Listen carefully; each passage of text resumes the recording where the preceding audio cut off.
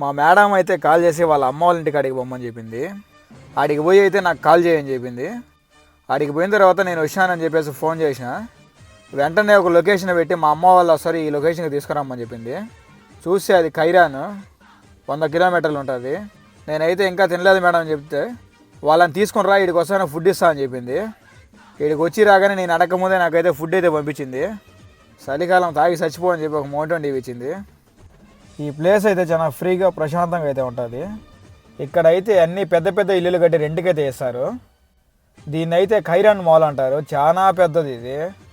ఈ మాల్ ఎంత ఉంటుందో దీని పార్కింగ్ కూడా అంతకు డబుల్ ఉంటుంది. ఈ ఖైరాన్ నుంచి జస్ట్ 12 కిలోమీటర్లు వెళ్తే సౌదీకి అయితే వెళ్ళిపోతాము.